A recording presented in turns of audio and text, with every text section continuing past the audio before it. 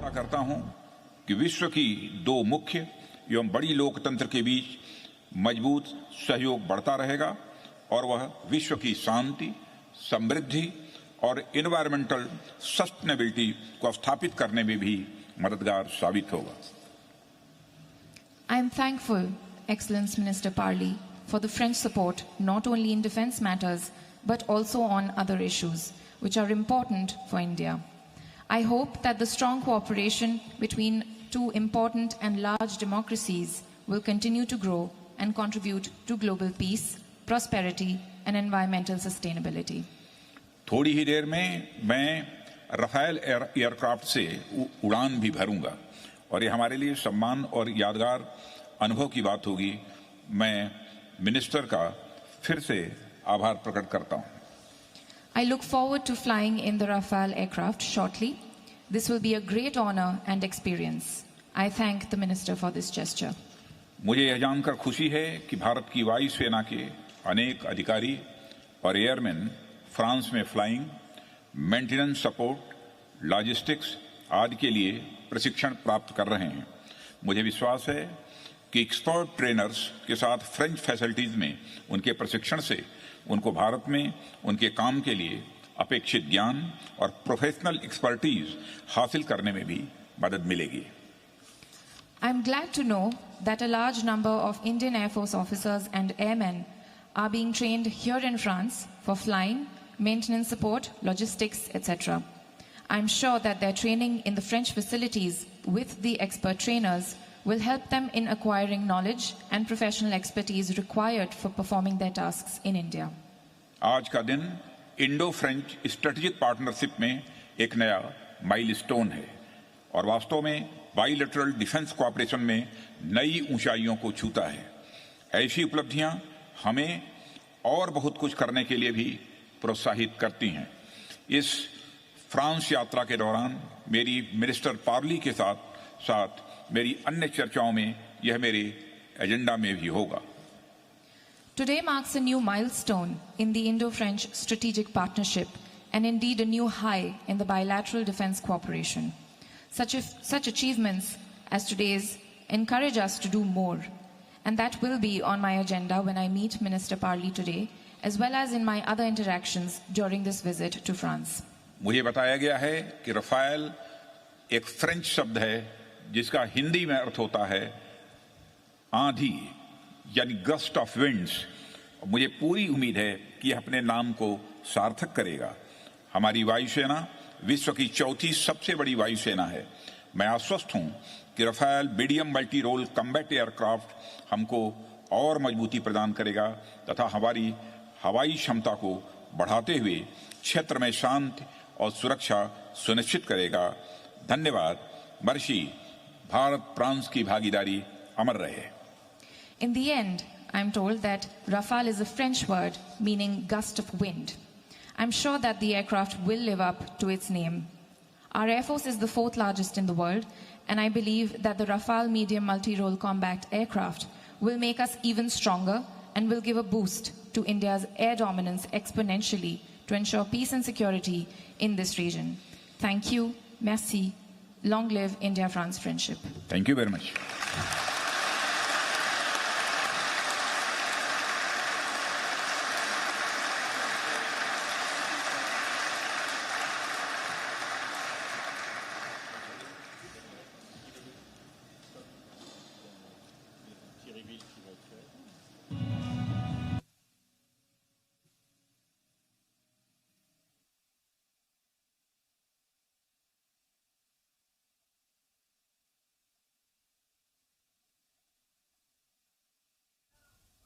वजीर दिफा राजनाथ सिंह अभी खिताब कर रहे थे और बता रहे थे कि किस तरह से आज पहला राफेल जो है वो हिंदुस्तान को सौंप दिया जाएगा। अब से कुछ ही देर में वजीर दिफा राजनाथ सिंह उसमें सफ़र भी करेंगे और उसको एक तरह से देखा जाएगा कि किस तरह से वो काम करता है। हालांकि अभी और भी राफेल मिलने बाकी हैं, लेकिन वजीर दिफा राजनाथ सिंह साथ ही साथ वो पूजा भी करेंगे। जिस तरह से हथियारों की पूजा की जाती है, एक रिवायत है, उसी तरह से राजनाथ सिंह इसकी पूजा भी करेंगे और उसके बाद इसमें बैठकर इसका तजुर्बा भी हासिल करेंगे। दूसरी तस्वीर आप देख सकते हैं जो कि दिल्ली की है। दिल्ली में प्राइम मिनिस्टर नरेंद्र मोदी मौजूद हैं और अब से कुछ ही देर के बाद रावण का दहन करते हुए नजर आएंगे पीएम मोदी। ये दो तस्वीरें आप टीवी स्क्रीन के जरिए देख रहे हैं और अंदाजा लगाइए कि क्या कुछ कहानियां इनके पीछे हैं। एक तस्वीर जहां पर विजयदशमी के मौके पर ही हिंदुस्तान महाशक्ति के रूप में उभर कर दुनिया के सामने आ रहा है।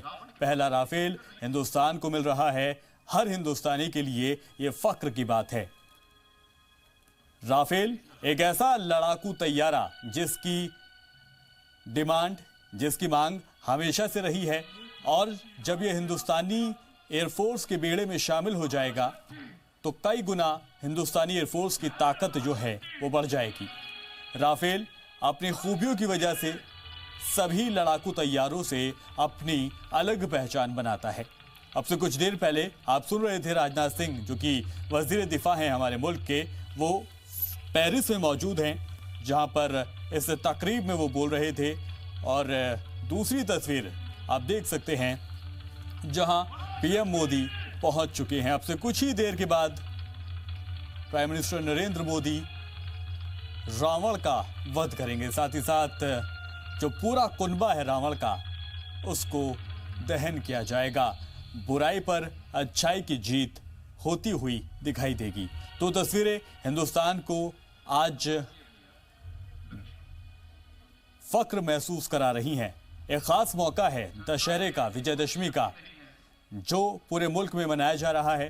तो एक दूसरी तस्वीर है जो गैर ममालिक से, जहां पर हिंदुस्तान अपनी ताकत में और इजाफा करता हुआ नजर आ रहा है। तो पहला राफेल हिंदुस्तान को आज सौंपा जा रहा है, जिसको लेने के लिए खुद पहुंचे हैं वजीर दिफा राजनाथ सिंह। ये तस्वीरें आप सीधी देख सकते हैं टीवी स्क्रीन के जरिए। एक जरूरत थी राफेल की जो आज पूरी हो रही है। हालांकि ये पहला लड़ाकू तैयारा है राफेल जो पहला सौंपा जा रहा है। हालांकि इसके बाद और भी तैयारे जो हैं वो सौंपे जाएंगे, लेकिन पहला राफेल आज हिंदुस्तान को सौंप दिया जाएगा।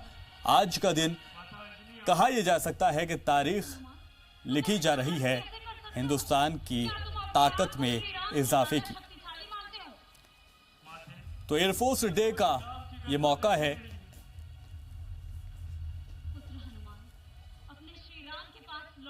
तो राजनाथ सिंह की ये तस्वीरें आप देख सकते हैं। अब से कुछ ही देर पहले राजनाथ सिंह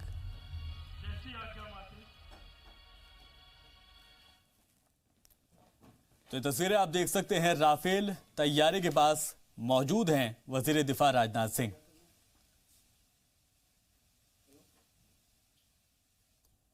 तो राफेल हिंदुस्तानी एयरफोर्स के बेड़े में शामिल हो जाएगा, जिसके बाद हिंदुस्तान की जो ताकत है वो महाताकत में तब्दील हो जाएगी। तो पहला राफेल तैयारा आज हिंदुस्तान को मिल रहा है, जो हर हिंदुस्तानी के लिए फख्र की बात है।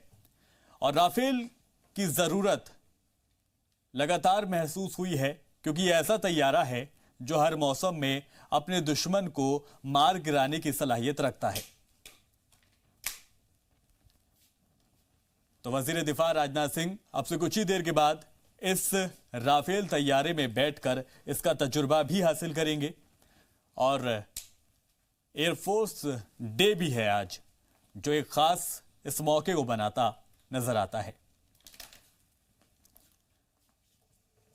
तो तस्वीरों के जरिए आप समझ सकते हैं कि हिंदुस्तान किस तरह से अपने आप को महाशक्ति के तौर पर पूरी दुनिया में पेश कर रहा है। ये वो खास तारीखी लम्हे हैं जो हमेशा याद किए जाएंगे। हिंदुस्तान और फ्रांस के जो ताल्लुकात हैं उसमें भी एक खास मजबूती के तौर पर इसको देखा जा सकता है। ये पहला राफेल तैयारा आज हिंदुस्तान को मिल रहा है। इसके बाद बाकी के जो तैयारे हैं वो भी मिल जाएंगे।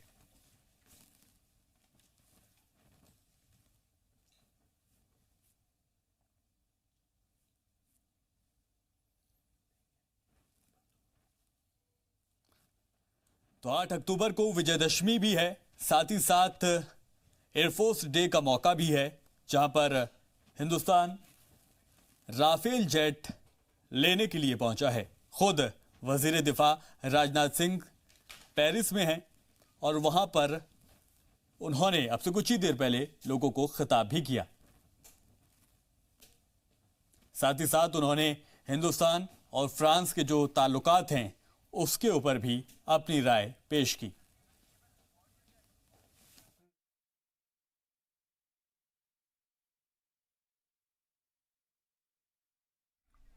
हाँ,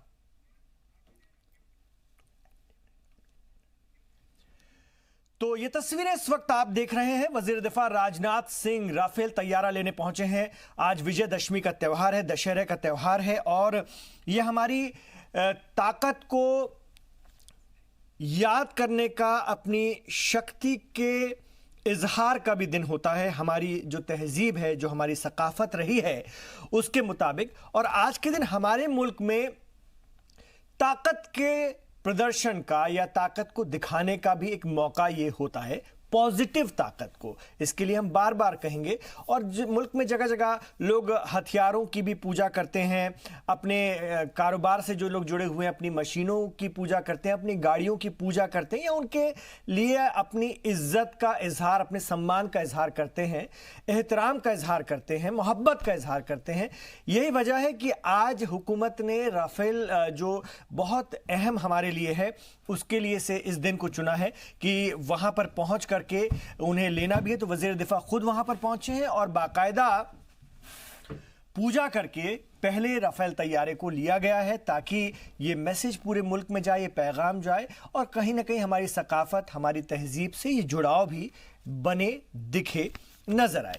तो यही हमारी सकाफत है, यही हमारी संस्कृति। और आज ही के दिन हम अगर आरएसएस की भी बात करते हैं तो जो चीफ होते हैं आरएसएस के, वो हर साल लोगों को संबोधन देते हैं और इस तकरीब को आज भी नागपुर में किया गया था। वहां से भी यही पैगाम आया है कि कहीं ना कहीं जो हमारे मुल्क में अलग अलग पहचान वाले लोग हैं, सुख के साथ में, अमन के साथ में, सुकून के साथ में रह रहे हैं, वैसा कहीं और नजर नहीं आता है दुनिया में।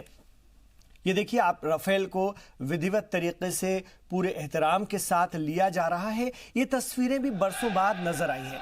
ऐसा होता रहा है, लेकिन इस रूप में खास तौर से आज के दिन को चुनना, अपनी सकाफत से, अपनी संस्कृति से, अपनी तहजीब से भी लोगों को जोड़ना, ये बड़ी बात है। ये इस दौर की खासियत भी है जो इस वक्त आप तस्वीरों में अदिति, देख यहाँ रहे का हैं। कार्यक्रम खत्म हो गया। तो ये तस्वीरें आप देख रहे हैं, बराह रास्त हम आपको दिखाते हैं। वजीर दिफा राजनाथ सिंह ने राफेल तैयारा, ये जी सलाम पर एक्सक्लूसिव तस्वीरें मैं इस वक्त आपको दिखा रहा हूं। ये फ्रांस से हम आपको दिखा रहे हैं, बराह रास्त नश्र की जा रही है। पहला भारत जो राफेल तैयारा है भारत को मिला है और कहीं ना कहीं इसको एक पैगाम के तौर पर लिया जा रहा है। विजयदशमी के दिन इसको बाकायदा लिया गया है। हमारी सलाहियत, हमारी ताकत, हमारी पॉजिटिव एनर्जी का प्रतीक है आज का ये त्यौहार, उसकी अलामत है आज का ये त्यौहार। और उसमें इस तरह से कहीं ना कहीं हम ये संकेत, ये संदेश मुल्क को देना चाहते हैं कि हमारी जो सलाहियत है वो अमन के लिए है। हम अपने हथियारों को, अपनी जो तकनीक है उसको अमन के लिए हमेशा इस्तेमाल करेंगे। दुनिया में हम अमन का गहवारा हैं, हम अमन का पैगाम देते हैं और यही पैगाम हमेशा हमारा रहेगा। लेकिन अगर कोई हमारे लिए टेढ़ी आंख करेगा तो उसे सख्त जवाब भी दिया जाएगा।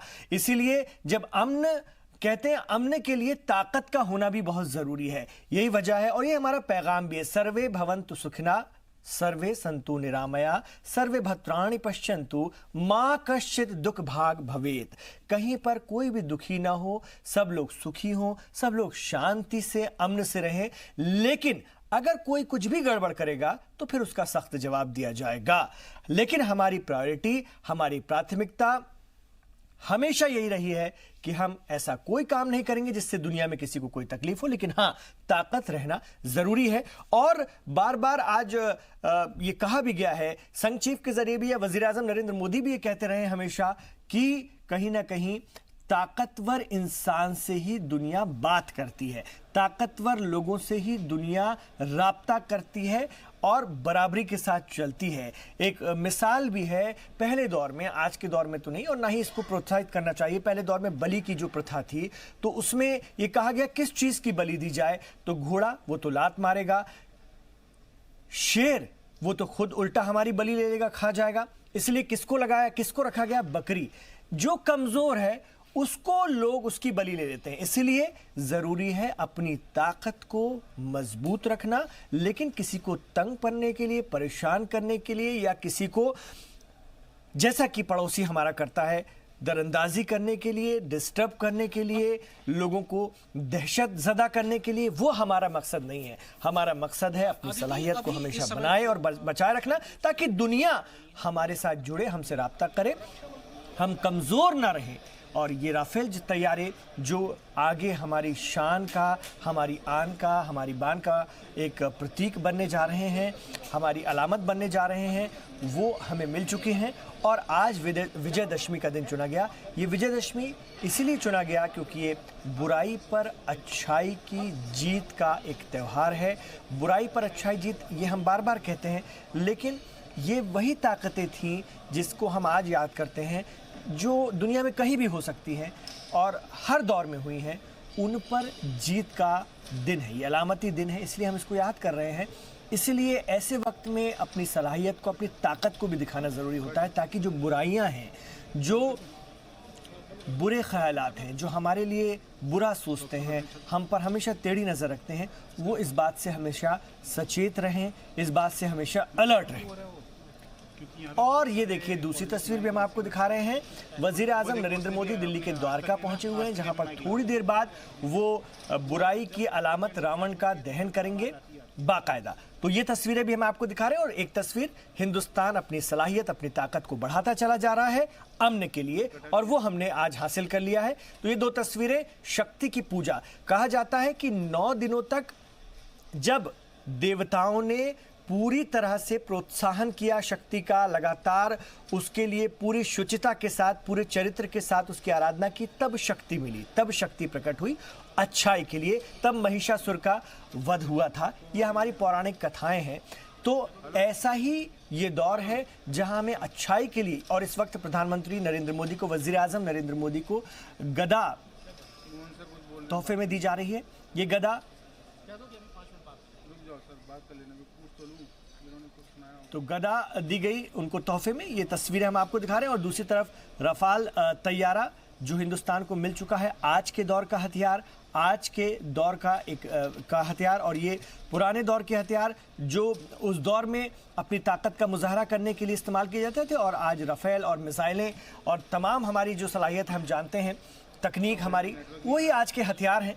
और उसको रहना, उसका हमारे पास रहना बहुत ज़रूरी है, ताकि कोई हमें कमज़ोर ना समझे। कमज़ोर की बलि हमेशा ले ली जाती है, कमज़ोर को हमेशा परेशान किया जाता है, लेकिन ताकतवर से लोग सामने से आकर बात करते हैं। और यही इस हुकूमत का भी कहीं ना कहीं 2014 के बाद अगर हम देखें तो एक तरीक़ाकार रहा है कि लोग आंख में आंख मिलाकर हमसे बात करें, या हम लोगों से आंख में आंख मिलाकर, कंधे से कंधा मिलाकर, कदम से कदम मिलाकर बात करें। कोई कमज़ोर हमें ना समझे, और इसके लिए ताकत का लेना बहुत ज़रूरी है। ये दुनिया की सबसे एडवांस टेक्नोलॉजी जो अब हमारे पास है, राफेल तैयारे, जिनको लेकर काफ़ी तनाज़ा भी रहा, तमाम तरह के इल्ज़ामात भी रहे, लेकिन आज फाइनली हमारे हाथ में है। और इससे हमारी फ़ौज का, हमारी फ़िज़ाइया का बहुत बड़ा कहीं ना कहीं एक काम होने जा रहा है। बहुत बड़ी हमें ताकत मिलने जा रही है। इससे हमारी फ़िज़ाइया और एडवांस होगी, और हम अपने आसमान की, अपने मुल्क की हिफाजत बहुत बेहतर तरीके से कर पाएंगे। तो रफाल तैयारा, ये जो आप देख रहे हैं इस वक्त, ये हम आपको बराह रास्त दिखा रहे हैं। वजीर दिफा राजनाथ सिंह ने बाकायदा इसे लिया है, आज पूजा की गई है, और ये मैसेज दिया गया है, जैसा कि हमारा तरीक़ाकार रहा है, हमारी परंपराएं रही हैं, हमारी रवायत रही है, उसको भी यहाँ पर दिखाने की कोशिश की गई है। मुल्क रवायत से चलेगा, परंपराओं से चलेगा, लेकिन ताकत। और ये थोड़ी देर पहले की तस्वीर हैं जब फ्रांस और हिंदुस्तान के फ़िज़ाइया के तमाम अफसरान के साथ ये तस्वीर वज़ीर दिफा राजनाथ सिंह ने खिंचवाई थी राफेल तैयारे के साथ। ये कल आपको तमाम अखबारात में और टेलीविज़न में लगातार देखने के लिए मिलेंगी। इस पर चर्चा भी होगी। ये बहुत ऐतिहासिक, बहुत ही तारीख़ी लम्हा है हमारे लिए, और जो डील है ये बहुत बेहद ख़ास है। और ये तैयारा हमारी ज़रूरत भी थी, क्योंकि बहुत एडवांस तैयारा है। ये किसी भी मौसम में दिन और रात में इस सलाहियत का है कि कभी भी दुश्मन के इलाके तक जाकर के दुश्मन को नेस्तनाबूद कर सकता है। और तमाम न सिर्फ जौहरी सलाहियत को अपने साथ ले जाने का हामिल है, बल्कि और भी बहुत सारे एडवांस जो मिसाइल्स या और भी जो तकनीक हो सकती है उन्हें ये अपने साथ रख सकता है, ले जा सकता है। तो बेहद ख़ास ये मौका राफेल हिंदुस्तान का हुआ है, और अब हिंदुस्तान की जो दिफाई सलाहियत है उसमें बहुत बड़ा इजाफा हमें देखने को मिलेगा। तो राफेल तैयारा आज से हिंदुस्तान का, और ये तस्वीरें आप जी सलाम पर देख रहे हैं। हमारे नेशनल और इंटरनेशनल जो इस वक्त हमारे साथ हमारे नाजरीन जुड़े हैं। 17 गोल्डन एरो वो रफाल से लैस होगी। कुल 36 रफाल खरीदे जा रहे हैं, जिनमें से 18 अंबाला में रहेंगे, और अगली जो स्क्वाड्रन रेंज होगी उसको नॉर्थ ईस्ट में रखा जाएगा। ये मेरे पीछे पहला रफाल जो भारतीय वायुसेना को मिला, रक्षा मंत्री राजनाथ सिंह ने उसको भारतीय वायुसेना में शामिल किया। रफाल दुनिया के सबसे अच्छे एयरक्राफ्ट में गिना जाता है, और भारतीय वायुसेना को ऐसे एयरक्राफ्ट की बहुत सख्त ज़रूरत थी जो कि इस समय दुनिया के जितने एयरक्राफ्ट हैं उनसे मुकाबला कर सके। इसमें जो दूसरे हथियार होते हैं, जो इनबिल्ट एयर गन होती है, उसके अलावा इसमें मेटियोर मिसाइल लगाई जाती है। अभी इसमें कोई हथियार नहीं लगा है। इसमें जो ये स्टेशंस हैं यहाँ पर हथियार लगाए जाते हैं। सबसे जो महत्वपूर्ण इसका हथियार होता है वो मेटियोर मिसाइल होती है। एयर टू एयर मिसाइल हो, बियॉन्ड विजुअल रेंज, यानी कि 150 किलोमीटर से ज़्यादा दूरी पर ये किसी भी दुश्मन के एयरक्राफ्ट को तबाह कर सकती है। यानी 27 फरवरी 2019 जैसी अगर कोई स्थिति आती है तो भारतीय सेना के पायलट्स को उस दुश्मन के एयरक्राफ्ट के पास नहीं जाना पड़ेगा। बियॉन्ड विजुअल रेंज यानी 150 किलोमीटर ज़्यादा दूरी से उसे तबाह किया जाता है। उसके अलावा स्कैल्प मिसाइल ये फायर करती है, जो ग्राउंड अटैक ज़मीन पर हमले के लिए काम आती है। जिस तरह से बालाकोट पर हमले के लिए स्पाइस बॉम्ब्स का इस्तेमाल किया था मिराज 2000 ने, इसमें स्कैल्प मिसाइल है जो बहुत ही घातक मिसाइल है, अछूत मिसाइल है, और ज़मीन पर जो भी निशाने हैं उसको पूरी तौर पर तबाह कर देती है। भारतीय वायुसेना लंबे अरसे से फाइटर एयरक्राफ्ट की कमी से जूझ रही है। चीन और पाकिस्तान दोनों ही मोर्चों पर जूझने के लिए भारतीय वायुसेना को 42 स्क्वाड्रन्स की जरूरत है, जिनमें से अभी सिर्फ 31 स्क्वाड्रन रह गए। जय श्री राम। मंच पर विराजमान संसद में मेरे साथी और दिल्ली भारतीय जनता पार्टी के अध्यक्ष भाई मनोज तिवारी जी, यहां के लोकप्रिय सांसद हमारे मित्र भाई प्रवेश वर्मा जी, हमारे पुराने साथी भाई राजेश गहलोत जी, राजीव जी सोलंकी, बीपी टंडन जी, सुखबीर जी, मुकेश जी, अविनाश जी, डॉक्टर खान और विशाल संख्या में पधारे हुए संस्कृति प्रेमी मेरे प्यारे भाई और बहनों,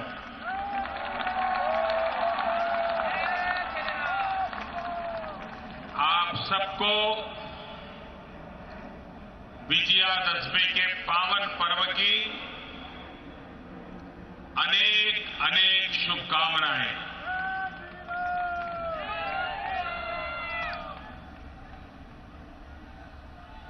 भारत उत्सवों की भूमि है। शायद ही 365 दिन में कोई एक दिन बचा होगा जहां हिंदुस्तान के किसी न किसी कोने में कोई न कोई उत्सव न मनाया जाता है। हजारों साल की सांस्कृतिक परंपरा के कारण अनेक विध पौराणिक गाथाओं से जुड़ा हुआ ये जीवन, इतिहास की धरोहर को मजबूत करने वाली सांस्कृतिक विरासत,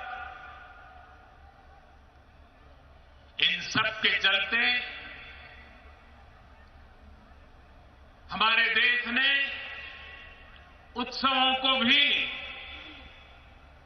संस्कार का, शिक्षा का और सामूहिक जीवन का एक निरंतर प्रशिक्षण करने का काम किया है।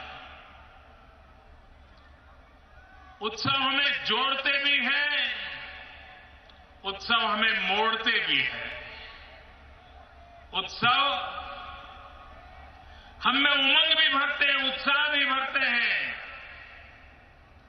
और नए नए सपनों को सजने का सामर्थ्य भी देते हैं। हमारी रगों में उत्सव धबकता रहता है और इसलिए भारत के सामाजिक जीवन का प्राण तत्व उत्सव है और यह उत्सव प्राण तत्व होने के कारण हजारों साल पुरानी इस महान परंपरा को कभी क्लब कल्चर में जाना नहीं पड़ा। उत्सव ही उसकी भावों की अभिव्यक्ति का उत्तम माध्यम बनते रहे और यही उत्सवों का सामर्थ्य होता है। उत्सव के साथ एक प्रतिभा को निखारने का, प्रतिभा को एक सामाजिक गरिमा देने का,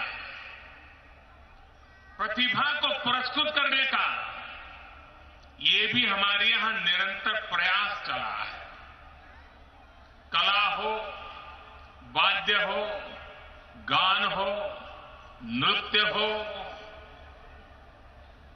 हर प्रकार की कला हमारे उत्सवों से अभिन्न रूप से जुड़ी हुई है और इसी कारण भारत के हजारों साल की सांस्कृतिक विरासत में इस कला साधना के कारण, उत्सवों के माध्यम से कला हमारे जीवन व्यवस्था में होने के कारण भारतीय परंपरा में रोबोट पैदा नहीं होते हैं, जीते जागते इंसान पैदा होते।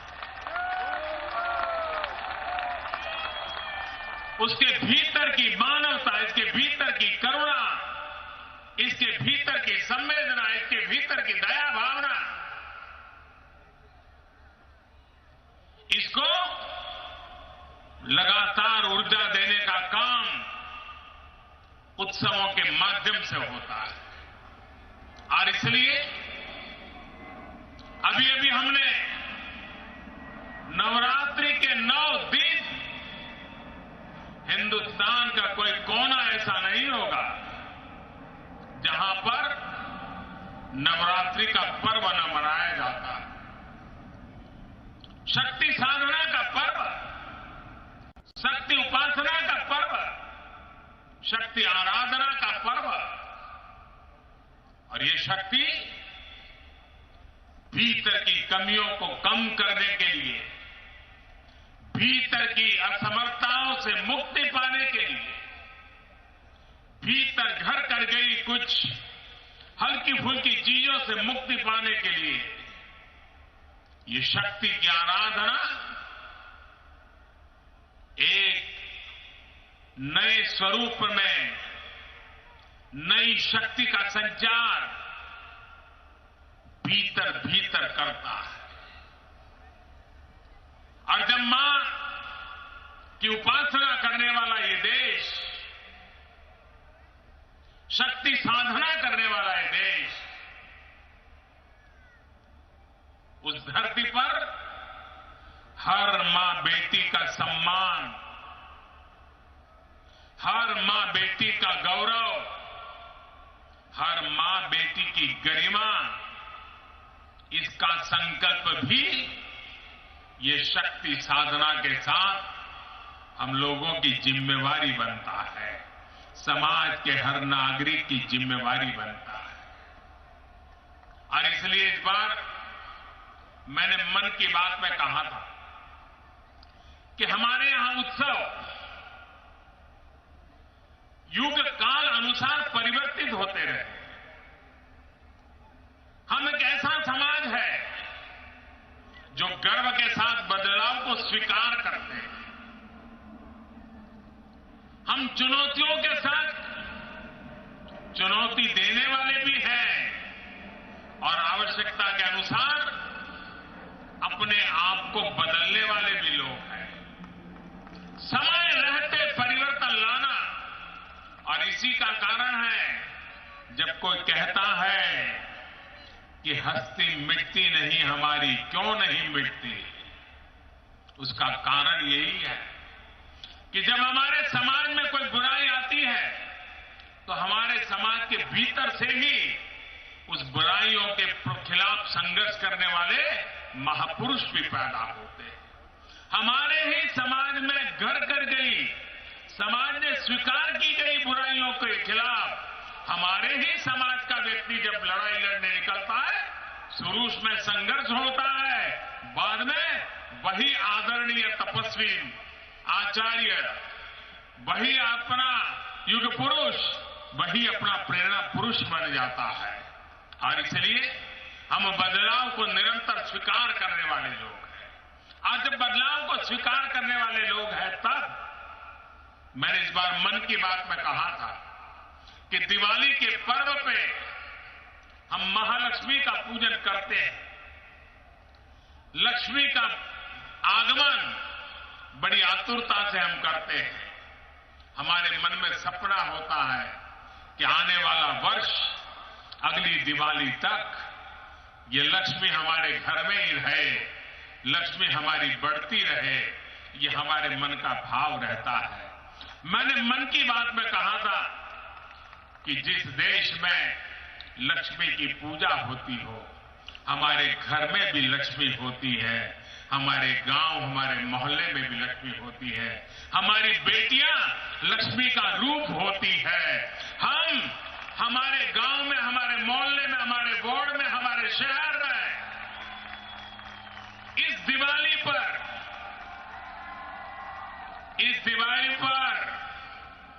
जिन बेटियों ने अपने जीवन में कुछ हासिल किया है, अचीव किया है, जो बेटियां दूसरों को प्रेरणा दे सकती हैं, हमने सामूहिक कार्यक्रम करके उन बेटियों को सम्मानित करना चाहिए।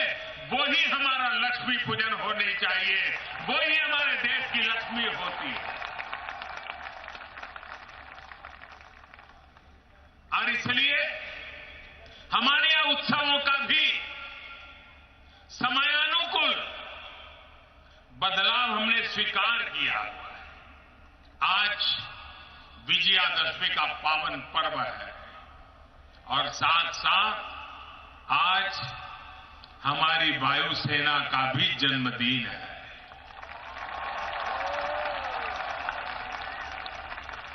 हमारे देश की वायुसेना जिस प्रकार से पराक्रम की नई नई ऊंचाइयां प्राप्त कर रहा है, आज ये अवसर है विजयादशमी का पावन पर्व, और जब भगवान हनुमान को याद करते हैं तब विशेष रूप से आइए हम वायुसेना को भी याद करें और हमारे वायुसेना के सभी हमारे जाबाज जवानों को भी याद करें और उनके भी शुभकामनाएं हम व्यक्त करें, उनके उज्जवल भविष्य के लिए शुभकामनाएं व्यक्त करें। आज विजयादशमी का पर्व है, आसुरी शक्ति पर दैवी शक्ति का पर्व, विजय का पर्व है। लेकिन समय रहते हुए हमने हर पल हमारे भीतर की आसुरी शक्ति को परास्त करना भी उतना ही जरूरी होता है, और तभी जाकर के हम राम की अनुभूति कर सकते हैं। और इसलिए प्रभु राम की अनुभूति करने के लिए हमने भी अपने जीवन में विजयश्री पाने के लिए डगर डगर पर विजयश्री पाने के संकल्प के साथ हमारी भीतर की ऊर्जा, भीतर की शक्ति को सामर्थ्य देते हुए हमारे भीतर की कमियां, भीतर की वीकनेसेस, भीतर की आसुरी प्रवृत्ति को नष्ट करना ही हमारा सबसे पहला दायित्व बनता है। आज विजयादशमी के पर्व पर और जब महात्मा गांधी की 150वीं जयंती हम मना रहे हैं, तब सभी देशवासी संकल्प करें, हम देश की भलाई के लिए एक संकल्प इस वर्ष में पूर्ण करके रहेंगे, जिससे किसी न किसी के द्वारा देश की भलाई का काम हो। अगर मैं पानी बचाता हूं, वो भी एक संकल्प हो सकता है। मैं कभी खाना खाता हूं, जूठा नहीं छोड़ूंगा, ये भी संकल्प हो सकता है। मैं बिजली बचाऊं, ये भी संकल्प हो सकता है। मैं कभी भी देश की संपत्ति का नुकसान नहीं होना दूंगा, ये भी संकल्प हो सकता है। हाँ, ऐसा कोई संकल्प, और विजयादशमी के पर्व पर संकल्प लेकर के महात्मा गांधी की 150वीं जयंती हो, गुरु नानक देव जी का 550वां प्रकाश पर्व हो, ऐसा पवित्र अवसर, ऐसा संयोग बहुत कम मिलता है। इस संयोग का उपयोग करते हुए, उसी में से प्रेरणा पाते हुए हम भी कोई न कोई संकल्प करें अपने जीवन में और विजयश्री प्राप्त करके रहेंगे, ये भी हम तय करें। सामूहिकता की शक्ति कितनी होती है? सामूहिकता की शक्ति, भगवान श्री कृष्ण को जब याद करें तो एक उंगली पर गोवर्धन पर्वत उठाया था, लेकिन सभी ग्वालों को उनकी लाठी के सामूहिक ताकत से उसको उठाने में उन्होंने साथ जोड़ा था। प्रभु राम जी के जीवन में देखें, समंदर पार करना था, पुल बनाना था, ब्रिज बनाना था, सामूहिक शक्ति, वो भी अपने साथी के रूप में जंगलों से जो साथी मिले थे उनको साथ लेकर के सामूहिक शक्ति के माध्यम से प्रभु राम जी ने ब्रिज भी बना दिया और लंका भी पहुंच गए। ये सामर्थ्य सामूहिकता में होता है। ये उत्सव सामूहिकता की शक्ति देते हैं। उन शक्ति के भरोसे हम भी अपने संकल्पों को पार करें। प्लास्टिक से मुक्ति दिलाने के लिए हम अपने आप को कोशिश करें, अपने गांव गली मोहल्ले को जोड़े, एक आंदोलन के रूप में चलाएं, नो फर्स्ट यूज प्लास्टिक।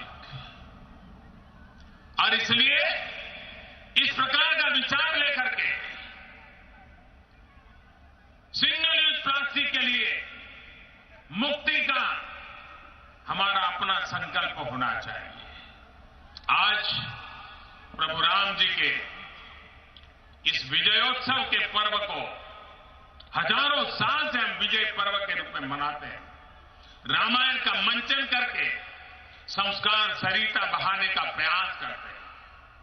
पीढ़ी दर पीढ़ी ये संस्कार संक्रमण चलता रहता है। आज ये द्वारका रामलीला समिति के द्वारा भी, इस मंचन के द्वारा युवा पीढ़ी को, नई पीढ़ी को हमारी सांस्कृतिक विरासत को परिचित कराने का जो प्रयास हो रहा है, मैं अंतःकरणपूर्वक उनको बधाई देता हूं। आपको भी विजयादशमी की अनेक अनेक शुभकामनाएं देता हूं और मेरे साथ फिर से बोलिए, जय श्री राम, जय श्री राम, जय श्री राम।